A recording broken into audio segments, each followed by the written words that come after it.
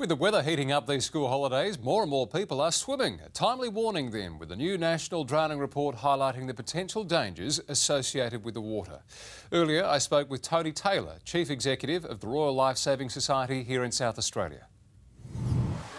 Tony, thank you for your time. Let's start with the statistics. 266 lives lost to drowning across Australia last financial year, 14 of those in South Australia. That is a tragic loss of life.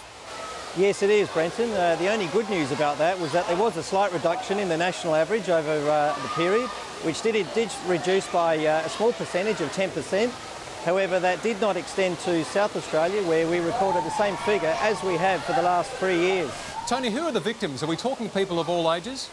We are. However, there's two groups that focus quite prominently in this report. First of all, we had the 15 to 24-year-olds. That spiked, unfortunately, by a massive 43%. Followed by the 55-plus age group, which increased about 33%. Now, that report reveals that inland waterways are where people are most at risk, lakes, dams and even rivers, which is a big concern for us, being so close to the River Murray, isn't it? It is. Most people focus around the beach sites, but this year's report focused that the rivers and inland waterways were number one, followed by swimming pools as number two, and beaches as number three. So we are finding that, in general, rivers and swimming pools are taking most of the lives. Well, everyone seems safe and well supervised there at the State Aquatic Centre. But Tony, the backyard pool, that's still a dangerous place, isn't it?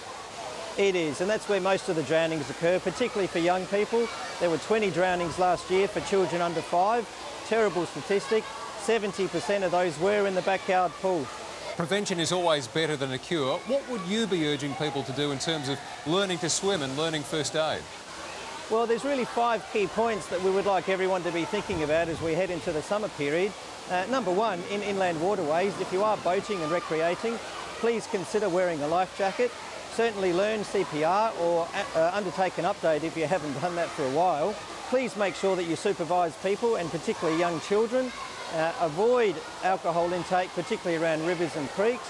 And also, as you said, the swimming techniques can often use a bit of an improve. This year, the VaxSwim program, the enrolments have opened for 2015, and so we certainly encourage parents to enrol their kids for this year's program. Well, Tony, busy time already. School holidays, the warmer weather is with us. Everyone's having a terrific time there at Marion. Here's to a safe summer, and thanks for joining us. My pleasure. Thank you. And Kate, the watch around water message is key here. Kids under 5 within arm's reach, kids under 10, visual contact at all times. Yeah, I mean, it does sound simple, but it will save lives.